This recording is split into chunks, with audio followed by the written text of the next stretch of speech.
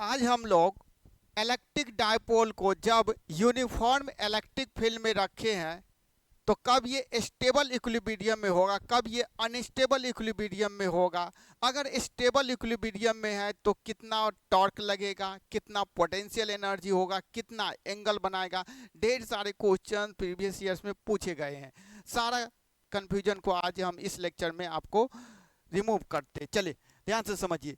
Stable equilibrium में dipole तभी होगा जब इलेक्ट्रिक फील्ड के दिशा में रखा हो। मीन्स अगर डायपोल को इलेक्ट्रिक फील्ड के डायरेक्शन में रखेंगे तब वो स्टेबल इक्विलिब्रियम में कहलाएगा। ठीक है ना। जैसे ऐसे समझते हैं फिगर के थ्रू, ये हमारा इलेक्ट्रिक फील्ड है और डायपोल को इधर रख दिए इसी डायरेक्शन में। डायपोल मोमेंट P और ये माइनस क्यू चार्ज और ये प्लस क्यू चार्ज।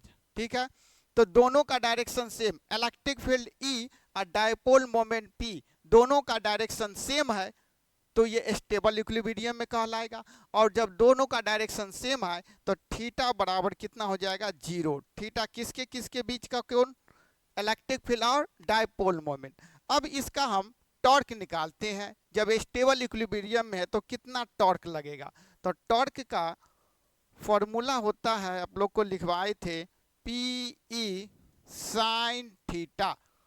तो साइन कितना डिग्री, 0 डिग्री, तो ये हो जाएगा PE साइन ऑफ 0। साइन 0 0 होता है तो ये सबको 0 कर देगा। मतलब इस केस में हमको टॉर्क जो निकल के आ जाएगा वो 0 आ जाएगा। ठीक है ना। चलिए इसके बाद इसका हम पोटेंशियल एनर्जी देखते हैं, जो कि स्टेबल इक्विलिब्रियम में है तो इसके पास कितना पोटेंशियल एनर्जी है। तो potential energy equals to, potential energy होता है माइनस PE कॉस थीटा। तो यहां से हो जाएगा माइनस PE कॉस 0। कॉस 0 कितना होता है, 1, तो ये हो जाएगा माइनस P, मतलब मिनिमम पोटेंशियल एनर्जी। जब डायपोल स्टेबल इक्विलिब्रियम में तो उस केस में हमको मिनिमम पोटेंशियल एनर्जी, और वो कितना, माइनस PE। तो इसमें लिख देंगे minimum potential energy, minimum potential energy. ये दोनों बात ध्यान रखना है।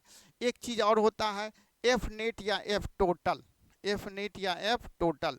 तो F टोटल या F नेट कहिए, ये ऑलवेज 0 होगा अगर यूनिफॉर्म में रखा है तो। ठीक है ना। चले अब बात रह गया अनस्टेबल इक्विलिब्रियम। स्टेबल में समझ गए, एंगल 0, टॉर्क 0 और पोटेंशियल एनर्जी मिनिमम, तो मिनिमम कितना, माइनस P।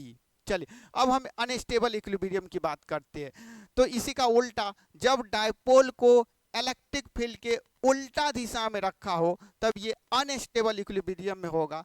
मतलब अगर हमें इलेक्ट्रिक फील्ड इधर है, इलेक्ट्रिक फील्ड इधर है, इस डायरेक्शन में इलेक्ट्रिक फील्ड है, तो डायपोल के इसके उल्टा डायरेक्शन में हम रखें इधर P, माइनस क्यू चार्ज और इधर प्लस क्यू चार्ज, तो यहाँ पे थीटा बराबर 180 डिग्री हो जाएगा। तो आपसे ये पूछा जा सकता है ऑब्जेक्टिव में, ये जो कि जब डायपोल अनस्टेबल इक्विलिब्रियम में है तो कितना एंगल होगा इलेक्ट्रिक फील्ड और डायपोल मोमेंट के बीच, तो क्या बोलेंगे, 180 डिग्री। चलिए इसमें फिर से टॉर्क देखते हैं, टॉर्क कितना लगेगा। तो टॉर्क इक्वल्स टू हमारा हो जाएगा PE साइन थीटा। तो फिर से PE साइन 180, फिर से साइन 180 0 होता है तो फिर से कितना बना देगा, 0। मतलब इस केस में भी हमें 0 टॉर्क मिलेगा, चाहे स्टेबल इक्विलिब्रियम में हो या अनस्टेबल इक्विलिब्रियम में हो, टॉर्क हमको 0 रहेगा दोनों केसेज में। चलिए पोटेंशियल एनर्जी देखते हैं कितना मिलेगा।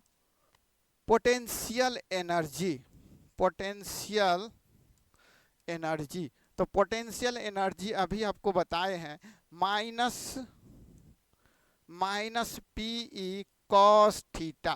तो ये हो जाएगा minus PE cos of theta कितना है, 180, तो कॉस 180 होता है हमको -1, तो -1 इधर भी था पीछे भी और -1 ये भी, दोनों मिलके हो जाएगा Pe, मतलब मैक्सिमम पोटेंशियल एनर्जी हमको मिल गया।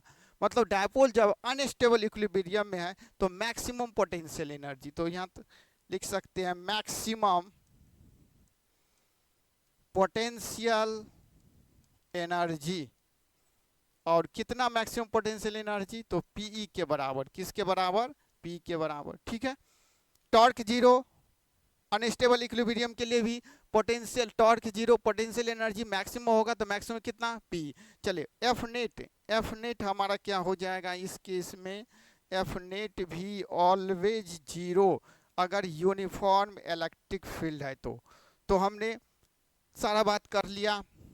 यूनिफॉर्म इलेक्ट्रिक फील्ड में डायपोल को रखा था तो स्टेबल इक्विलिब्रियम में, अनस्टेबल इक्विलिब्रियम में।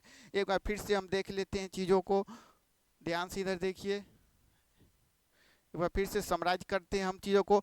स्टेबल इक्विलिब्रियम में है तो क्या होगा, स्टेबल इक्विलिब्रियम में तो क्या होगा, इलेक्ट्रिक फील्ड और डायपोल सेम डायरेक्शन में, तो थीटा बराबर कितना होगा, 0 डिग्री। टॉर्क कितना लगेगा, 0। पोटेंशियल एनर्जी मिनिमम होगा -Pe, एफ नेट ऑलवेज 0 जब भी यूनिफॉर्म मैग्नेटिक फील्ड में। चलिए अब अनस्टेबल इक्विलिब्रियम में कब होगा, जब उल्टा दिशा, इसी का उल्टा, सेम दिशा डायपोल इलेक्ट्रिक फील्ड का और इसका उल्टा हो जाएगा, मतलब इलेक्ट्रिक फील्ड और डायपोल मोमेंट उल्टा डायरेक्शन, तो थीटा बराबर कितना हो गया, 180।